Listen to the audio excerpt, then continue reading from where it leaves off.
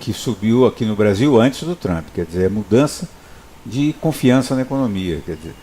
O mercado americano subiu para burro. E ele, a bolsa está nas máximas, né? Nas máximas, está em 20.500 pontos, o Dow.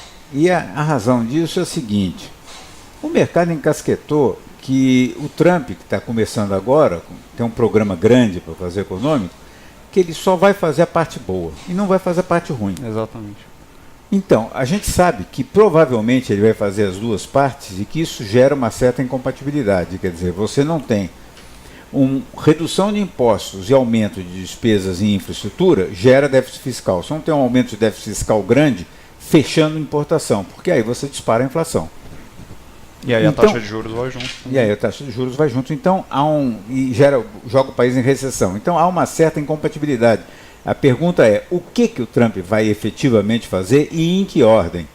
E sobre isso nós não temos a menor pista, na verdade. Até o Banco Central de lá tem vacilado um pouco nas análises, né? Meio que aguardando para ver o que acontece. Vai para um lado ou vai para o outro. Né? O Banco Central americano tem sempre feito bem cauteloso, esperando sempre ver o que vai acontecer. Depois que o Trump assumiu, ele adotou uma postura um pouco mais agressiva, mas aí ele viu também que, analisou, né, a situação, viu que o Trump também talvez não vai provavelmente conseguir fazer exatamente tudo o que esperava. E nós temos um ouvinte, o Sérgio Stateri, que está falando do Reino Unido. Ele mora lá e ele está querendo saber as perspectivas futuras em relação à libra esterlina e o real. E aí? Porque lá eles também têm os problemas próprios, não é? Brexit, entra tudo. Eu acho que o preço a pagar da Inglaterra pelo Brexit virá lentamente. Então, no primeiro momento a libra esterlina escorregou contra o dólar, e como o real fortaleceu contra o dólar, o real fortaleceu muito contra a libra esterlina. Sim. Mas o Reino Unido vem até bem crescendo, com a inflação sob controle, não muito baixa. Eu acho que, como você disse, vai demorar um pouco para aparecer, mas eu acho que vai acabar aparecendo. Eles ainda não sabem exatamente quando que eles vão romper, de fato, com o Reino Unido. Sinceramente, o cara se jogou do 15º andar e agora está passando pelo 10º, dizendo até agora tudo bem. Isso, essa é a sua previsão. Eles estão lá vendo se tem alguma maneira de reverter, talvez, mas aí talvez seja meio inconstitucional, né? Não sei. Eles estão negociando muito agora, inclusive se pensa em repensar o Brexit. Mas essa é uma questão muito específica, eu queria falar de mercado brasileiro. Nós temos até a Mirces dos Santos perguntando aqui se vocês acham que o governo está no caminho certo para aquecer a economia e aumentar o emprego. O mercado financeiro, em certa medida, ele vem antecipando uma melhora da economia, apostando nesses sinais. Você acha que esse movimento positivo tem continuidade? Eu acho que tem continuidade. É importantíssimo que as reformas continuem sendo encaminhadas. Como o Paulo falou, a questão da confiança precisa permanecer alta para que o ambiente de negócios fique propício, né? E a inflação sob controle caindo, dá espaço para os juros continuar caindo como está. Tem previsões já do final do ano na casa dos 9% e até mais para baixo nos próximos anos. E isso certamente vai ajudar a recuperar a economia bastante.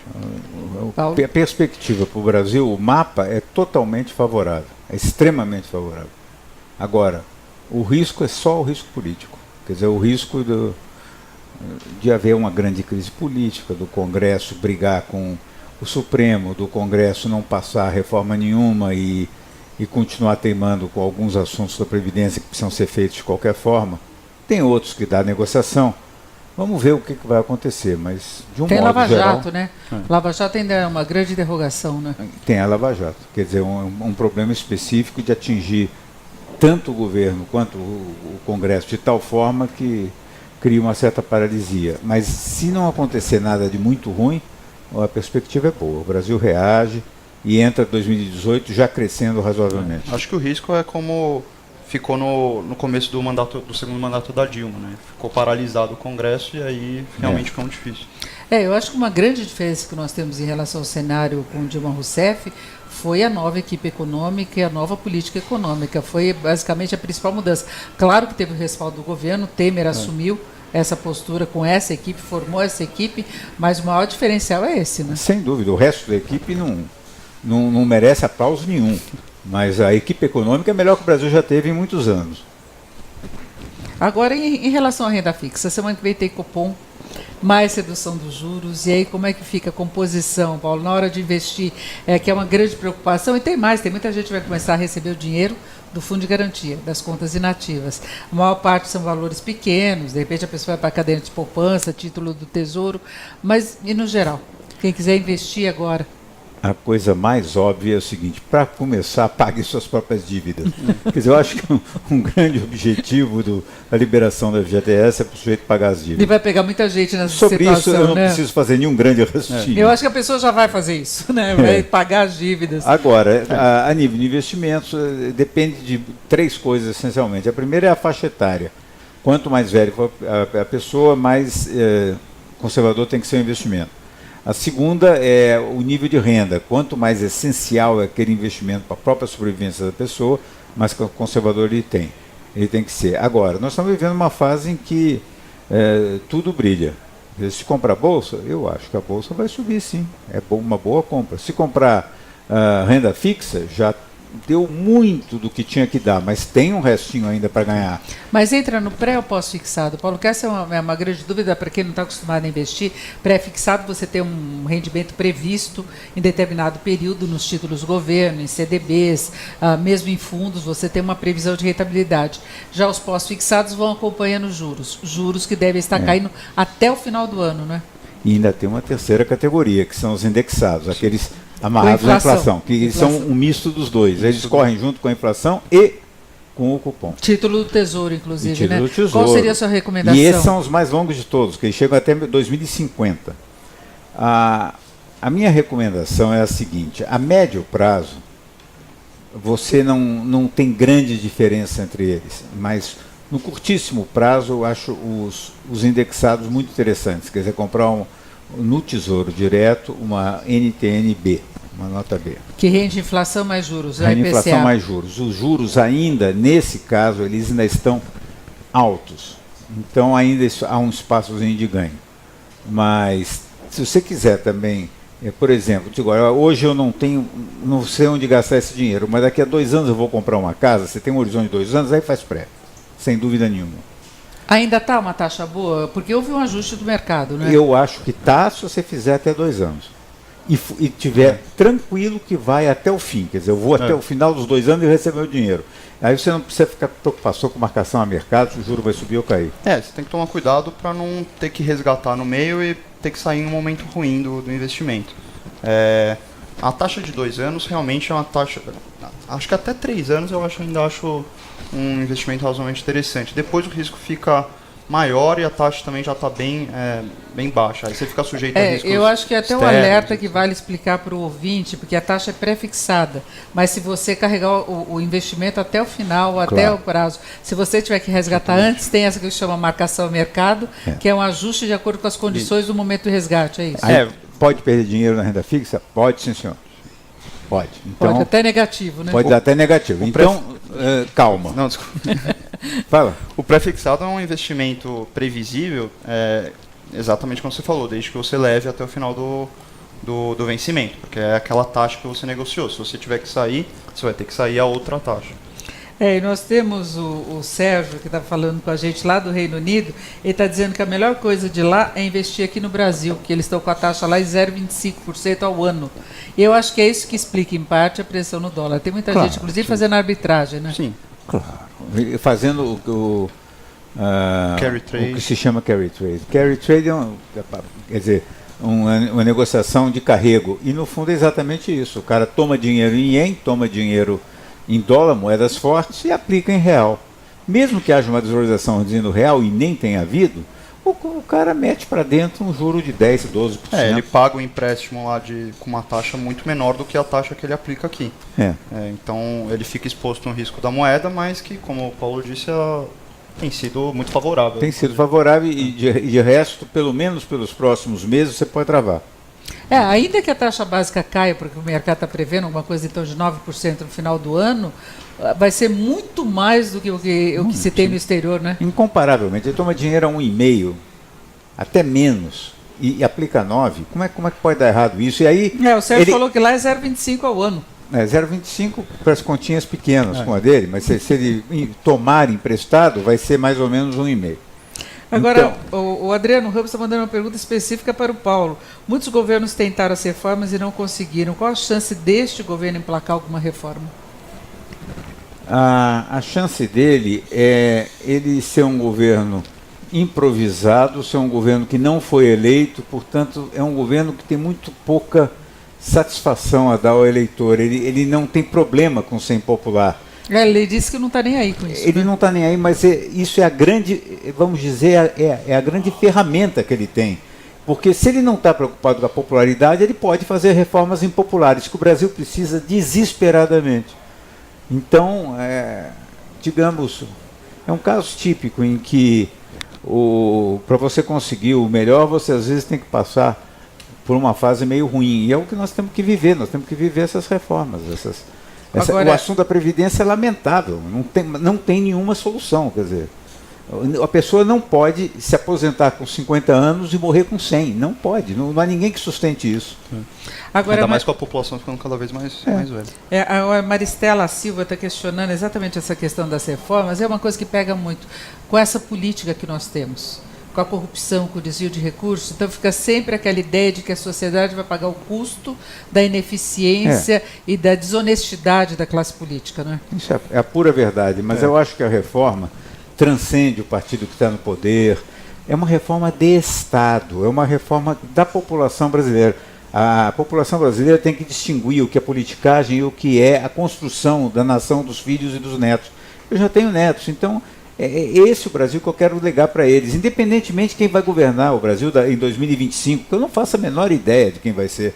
Então, eu acho que é isso que as pessoas têm que ver. O governo é corrupto, os políticos são corruptos, isso tudo é verdade, mas você não vai deixar de fazer o que está certo simplesmente porque os agentes são corruptos. E esse é um problema que apareceria de qualquer maneira.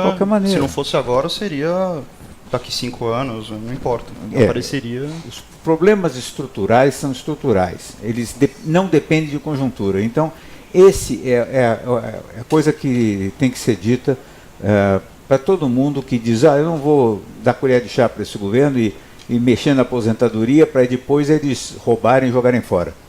Que é o que aconteceu no passado. Porém, o problema é que, por mais roubalheira que tenha, por mais dramática que seja a situação dos últimos anos, o buraco, por exemplo, da Previdência é algumas vezes maior. Ele é o tamanho do Sol contra o planeta Mercúrio. O roubo é o Mercúrio, mas o tamanho do problema previdenciário é o Sol. É muitas vezes maior. Então vamos ter que resolver isso de qualquer forma,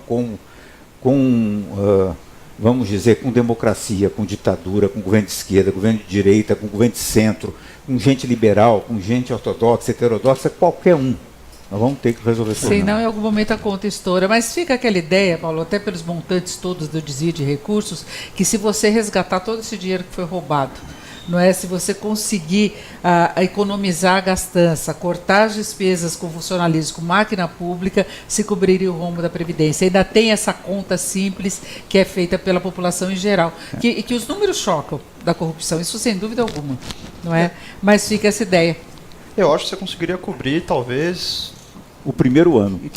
Você junta o que roubou nos últimos 10, 15, 20 anos e você cobre os primeiros 6 meses do buraco previdenciário. E aí acabou. Que é um problema estrutural de longo prazo, estrutural, né? Não tem solução. A recessão no país exacerbou esse problema, mas é um problema que só vai aumentar. A não ser que seja feito alguma coisa. Bom, a última questão, nós vamos falar de investimentos, mas eu tenho uma última só sobre a Previdência, que é para mostrar essa dificuldade, para ver se o governo consegue vencer isso. O Roberto Moura dizendo que ele tem 45 anos e já não consegue arranjar emprego. Com 60, então? 60 não, seria até 65, né? É uma realidade do país. Isso assusta as pessoas, né? Roberto, isso assusta muito as pessoas que estão nessa faixa sua de 45 a 55 e com toda razão. Mas deixa eu te observar uma coisa só. Nós estamos com a população envelhecendo rapidamente. Então essa dificuldade sua, os 55, não vai continuar. Quer dizer, mais tarde não vai haver. Dentro de um desemprego normal de 6, 7% no Brasil, não tem jovem suficiente para preencher todos todas as lacunas. Então, depois que não tem jovem nenhum, eles vão pegar os de 40, depois de 45, depois os de 50, depois de 55 e vão chegar nos 75. Então, isso é uma coisa que se resolve naturalmente, mas com 12% de desemprego, você está com dificuldade e qualquer um de 70 está com dificuldade, um de 15 está com dificuldade, ou 20, ou 25, em qualquer idade está com dificuldade. Bom, a Maria José Moreira está perguntando aqui se a aposentadoria vai pegar também os políticos. Vai. A intenção é essa, pelo menos que seja o mesmo sistema, né? Pelo amor de Deus, tem que pegar.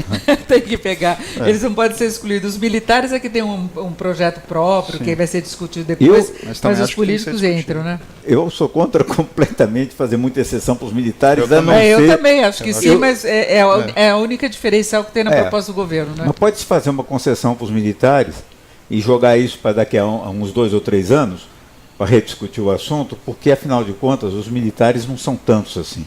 Nós temos... Mas eles pesam bastante, eu acho, pelo que... Pesam os que já estão aposentados, mas os que estão na ativa... Tem aquela história das filhas, eu acho que essa é uma coisa que deveria essa mudar. Das filhas, o Exército já concordou que pode acabar, isso pode acabar. Que é vitalício e as que estão nascendo com quem já está na ativa vão ter também a aposentadoria, tem toda aquela fraude, aquelas casas e continuam recebendo, essa é muita história, mas vamos voltar a falar... São as famosas moças que não casam. Nunca, todas elas não casam, os filhos de militares não casam aqui no Brasil. Mas em relação aos investimentos, vocês estavam falando de títulos do Tesouro, quais seriam as outras alternativas?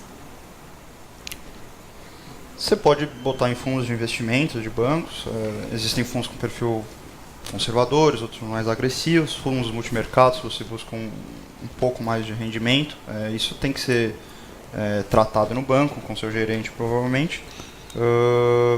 Eles são análogos de alguma maneira, dependendo do fundo, a títulos públicos. Você pode pegar um fundo de NTNB, você pode pegar um fundo que são os chamados fundos DI, que são fundos basicamente pós-fixados. Acho que essas são boas alternativas também, se você não quer entrar no site do Tesouro e comprar. Agora o Tesouro, a grande vantagem é a questão dele render o mesmo para qualquer quantia aplicada, né? Porque tem esse diferencial no mercado, que é o tratamento diferencial. Sim. Você tem um segmento em que o rico se dá muito melhor que o pobre, é o mercado financeiro, né? Claro.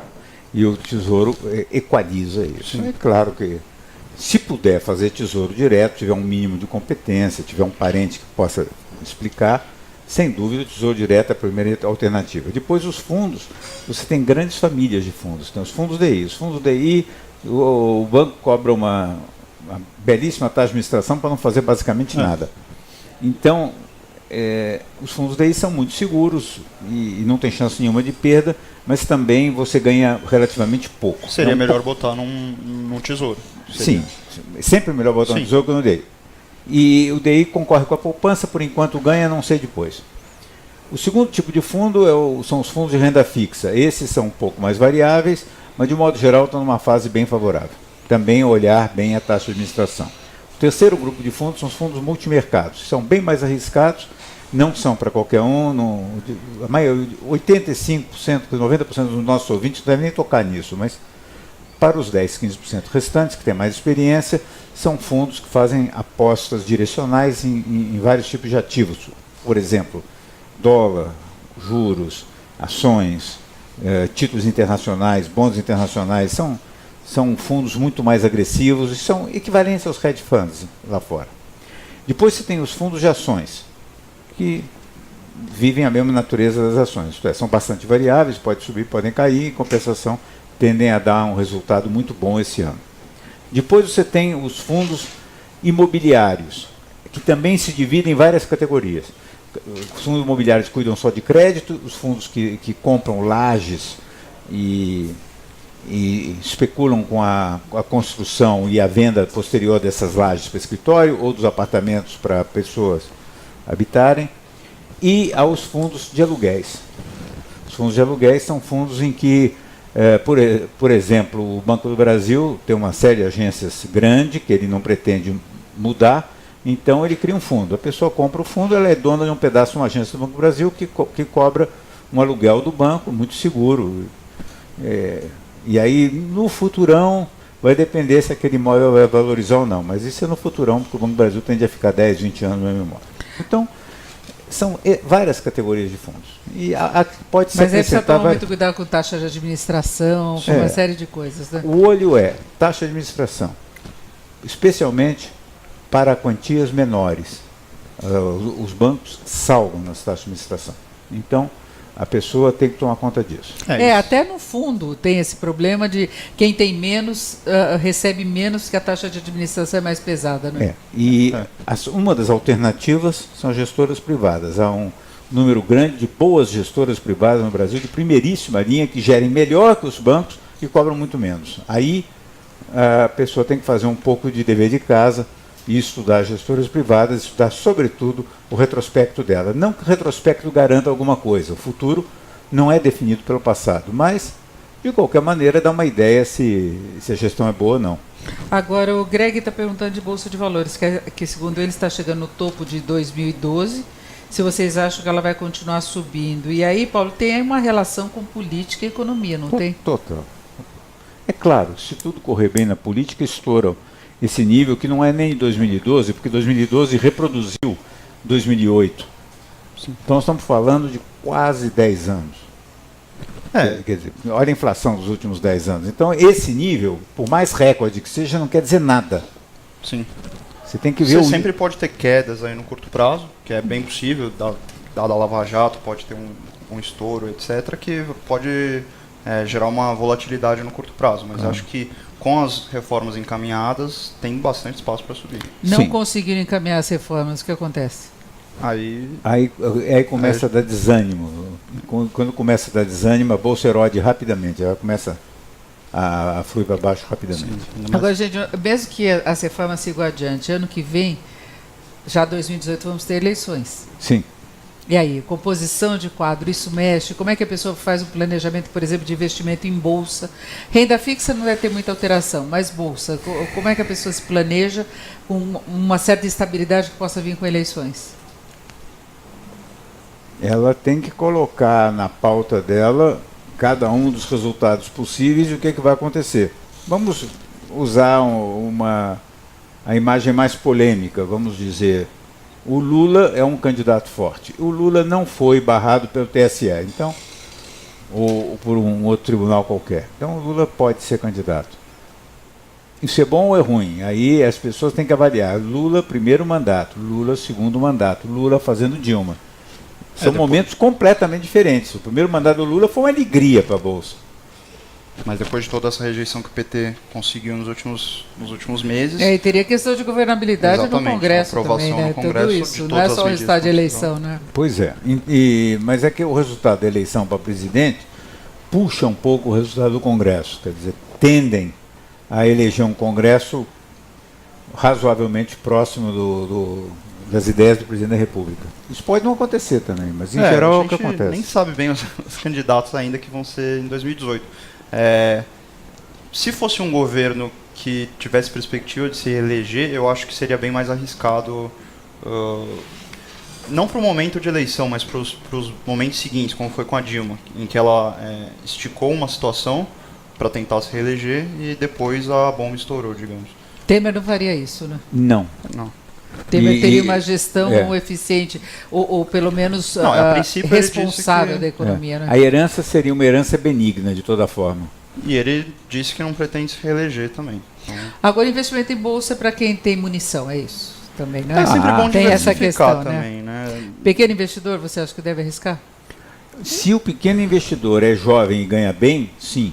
Mas não também... Não porque ele é pequeno, mas ele pode ser grande. Então ele tem potencial para crescer. Nesse caso, sim. Eu acho que até uma parcela maior do que seria para um investidor mais conservador. Eu acho que ali você poderia chegar talvez uns 30% do seu investimento. Eu acho que seria agressivo. Então eu responderia que sim, se for jovem. Mas tendo quanto para investir, para começar em bolsa, em termos de parâmetros? Eu acho que você consegue formar uma carteirinha de 5 e 10 mil reais. Para ter um ganho bom em bolsa. Para ter um ganho, é claro que é proporcional. Se você vê, se a bolsa aplicar for para 50, frente, você ganha 10 vezes mais do que ganha. Seria mais que a renda fixa. Sim. Potencialmente pode ganhar mais. Potencialmente, sim. Potencialmente, com certeza. Agora, diante dessa perspectiva de mudanças aí com a reforma da Previdência, os jovens querem fazer um planejamento por conta de investimento. Aí o caminho que vocês dois sugerem, nós já estamos até chegando ao final aqui o planejamento de longo prazo. Que a pessoa não tem muito, ela vai começar agora. Qual o caminho? Eu acho que a renda fixa é o mais seguro e é importante diversificar. Você botar um pouquinho em bolsa, você ajuda a dar um retorno a mais, também aprender a entender o mercado, a acompanhar, etc. Eu acho que isso mais pro jovem. Mas eu acho que a diversificação é o mais seguro, com certeza. Ainda mais para quem não tem tanta experiência de decidir qual é a melhor classe de ativos, digamos. O meu recado, nesse caso, para um planejamento de longo prazo, é o seguinte: todo mundo, hoje, no Brasil, nos Estados Unidos, em todo o mundo ocidental, poupa menos do que devia. Poupe mais. Eu não sei quanto você ganha, não me interessa. Poupe mais. Poupe um percentual maior do que você ganha. Então, esse é o meu recado para o jovem. Começa a se planejar para poupar alguma coisa decente. Não fica poupando R$500 por mês e achando que com isso você resolve uma aposentadoria de $1 milhão. Não vai resolver. Até porque você vai acabar gastando depois. A matemática não aguenta isso. Então, poupe mais. Poupe. Mas os salários são baixos no Brasil da média, principalmente para o jovem, Paulo. Como é que vai tirar isso? Então, ele trabalha em dois trabalhos, mas poupe mais. Não, acho que é importante sempre manter algum dinheiro razoável que você pode reservar.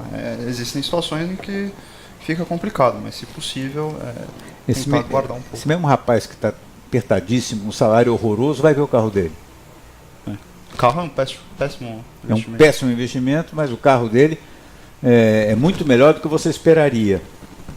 Então, meu conselho é poupe mais. Mesmo que você ganha pouco, então você vai poupar pouco, mas é percentualmente mais do que você está poupando hoje. Se você poupar R$500, R$500 para quem ganha R$2.000 é uma parcela razoável, mas e aí depois lá na frente você comprar um carro, eu não sei, acho que não é uma boa decisão. Que tem um custo. Tem um custo depois. Bom, agora só para fechar rapidamente, caderneta de poupança pode ganhar competitividade se a taxa básica cair tudo que está sendo previsto? Vai precisar cair bastante para competitividade. E a resposta é sim, se o sujeito for preguiçoso. Se ele fizer um esforço pelo dinheiro dele, pelo futuro dele, pelos filhos dele, ele vai estudar alternativas melhores de mercado e que tem praticamente o mesmo risco. Mas está longe ainda de chegar a essa competitividade. Caderneta de poupança é um investimento de quem joga o dinheiro lá e não está nem pensando. Se você pensar um pouquinho, trabalhar um pouquinho de dinheiro, ele rende muito mais sem... E nem precisa de tesouro muito direto, em título público. Eu não estou falando de você comprar uma ação especulativa. Não é nada que você precisa ficar, dependendo da classe do ativo, ficar acompanhando lá todo dia. Você compra, deixa lá, deixa até o vencimento, se for um preço pré-fixado. Ou se você vê que a taxa caiu bastante, você quer realizar o lucro. Mas é coisa fácil também, não exige um acompanhamento diário, nem muito técnico. Nós vamos encerrando por aqui o Economia em Foco de hoje. Eu agradeço muito a participação do Paulo Poças, que é da PJ Poças. Paulo, muito obrigada. Rafael Sabadell, que está aqui do meu lado, que é gestor da GGR Investimentos. Rafael, muito obrigada. Eu agradeço a sua companhia até agora. E você pode conferir depois toda a nossa conversa, anotar. O Paulo fez aquela relação toda de opções de investimento. Você pode acessar no site da Jovem Pan ou então no Facebook Jovem Pan Online. O nosso programa vai estar lá. Uma boa tarde para você.